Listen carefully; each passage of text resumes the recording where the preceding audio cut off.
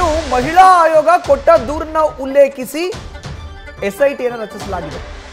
SIT ರಚನೆ ಮಾಡುವಂತೆ July 14ರಂದು ಮುಖ್ಯಮಂತ್ರಿಗೆ ಪತ್ರವನ್ನು ಬರೆದಿದ್ರು ಮಹಿಳಾ ಆಯೋಗದ ಅಧ್ಯಕ್ಷೆ ಡಾಕ್ಟರ್ ನಾಗಲಕ್ಷ್ಮಿ ಚೌಧರಿ. ಈ ಪತ್ರವನ್ನು ಆಧರಿಸಿ ಈಗ ಸರ್ಕಾರ ಎಸ್ಐಟಿ ರಚನೆ ಮಾಡಿದೆ.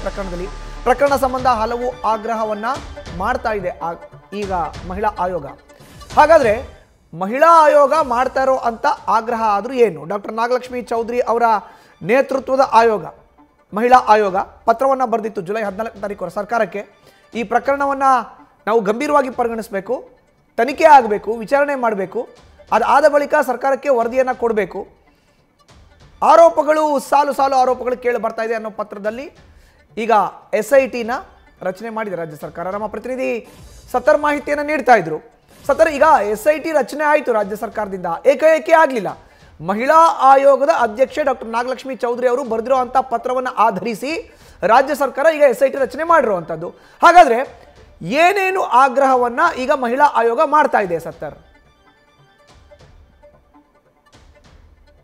ಮಧುಸೂದನ್, ಈ ಒಂದು ಪ್ರಕರಣದ ಸುತ್ತ ಮೊದಲಿಗೆ SIT ಅಂದ್ರೆ ಸರ್ಕಾರಕ್ಕೆ ರಾಜ್ಯ ಮಹಿಳಾ ಆಯೋಗ ಒಂದು ಪತ್ರ ಬರೀತೆ. ಆ ಒಂದು ಪತ್ರದಲ್ಲಿ ಹಲವು ವಿಚಾರನ ಉಲ್ಲೇಖ ಮಾಡುತ್ತೆ.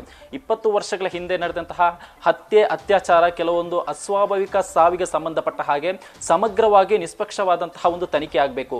ಈ ತನಿಖೆಯ ಮೂಲಕ ಯಾರು ತಮ್ಮವರನ್ನು ಕಳ್ಕೊಂಡಿದ್ರು ಅವರಿಗೊಂದು ನ್ಯಾಯ ಸಿಗಬೇಕು. ಜೊತೆಗೆ ಇದು ಒಂದು ಪಾಠವಾಗಬೇಕು. ಯಾಕಂದ್ರೆ ಈ ಒಂದು ಪ್ರಕರಣದ ಹಿಂದೆ ಹಲವು ವಿಚಾರ ಇದೆ. ಯಾಕಂದ್ರೆ ಇದು ಹಲವು ಹೆಣ್ಣು ಮಕ್ಕಳ ಇದರಲ್ಲಿ ಭವಿಷ್ಯ ಇದೆ. ಜೊತೆಗೆ ಒಂದು ಭಯದ ವಾತಾವರಣ ಇಲ್ಲಿ ಸೃಷ್ಟಿಯಾಗಿದೆ. ಇದೇ ಕಾರಣಕ್ಕೆ ಮೊದಲಿಗೆ ಈ ರೀತಿಯ ಪ್ರಕರಣದ ಸಂಬಂಧಪಟ್ಟ ಹಾಗೆ ಮೊದಲಿಗೆ ಎಲ್ಲ ರೀತಿಯ ಭಯವನ್ನು ಹೋಗಬೇಕು. ಜೊತೆಗೆ ಕುಟುಂಬಸ್ಥರು ತಮ್ಮವರನ್ನು ಕಳ್ಕೊಂಡಂತಹ ಕುಟುಂಬಸ್ಥರಿಗೆ ನ್ಯಾಯ ಸಿಗಬೇಕು. ಈ ನೆಲದಲ್ಲಿ ಮತ್ತೆ ಹೆಣ್ಣಿನ ಮೇಲೆ ಈ ರೀತಿಯ ದೌರ್ಜನ್ಯ ನಡೆಯಬಾರದು ಅನ್ನೋ ಆಗ್ರಹವನ್ನು ರಾಜ್ಯ ಮಹಿಳಾ ಆಯೋಗ ಮುಂದಿಟ್ಟಿದೆ. ಇದೇ ಕಾರಣಕ್ಕೆ ಈ ಎಲ್ಲ ವಿಚಾರ ಉಲ್ಲೇಖ ಮಾಡಿ ರಾಜ್ಯ ಮಹಿಳಾ ಆಯೋಗದ ಅಧ್ಯಕ್ಷ ಆಗಿರುವಂತಹ ಡಾಕ್ಟರ್ ನಾಗಲಕ್ಷ್ಮಿ ಚೌಧರಿ ಅವರು ಈಗಾಗಲೇ ಸರ್ಕಾರಕ್ಕೆ ಒಂದು ಪತ್ರವನ್ನು ಬರೆದಿದ್ದಾರೆ. ಈಗಲೂ ಕೂಡ ಅದೇ ಆಗ್ರಹವನ್ನು ಮಾಡ್ತಾ ಇದ್ದಾರೆ. ಈ ತನಿಖೆಯ ಮೂಲಕ ಒಂದು ಮೆಸೇಜ್ ಪಾಸ್ ಆಗಬೇಕು. ಜೊತೆಗೆ ನೊಂದಂತಹ ಸಂತ್ರಸ್ತೆ ಕುಟುಂಬಸ್ಥರಿಗೆ, ಜೊತೆ ಮೃತಪಟ್ಟಂತಹ ಕುಟುಂಬಸ್ಥರಿಗೆ ಒಂದು ನ್ಯಾಯ ಸಿಗಬೇಕು ಅನ್ನೋ ಆಗ್ರಹವನ್ನು ಕೂಡ ರಾಜ್ಯ ಮಹಿಳಾ ಆಯೋಗದ ಅಧ್ಯಕ್ಷ ಆಗಿರುವಂತಹ ನಾಗಲಕ್ಷ್ಮಿ ಚೌಧರಿ ಅವರು ಮಾಡ್ತಾ ಇರುವಂತದ್ದು. ಮಧುಸೂದನ್, ಧನ್ಯವಾದ ಸತ್ತರ್ ನಿಮ್ಮ ಮಾಹಿತಿಗೆ.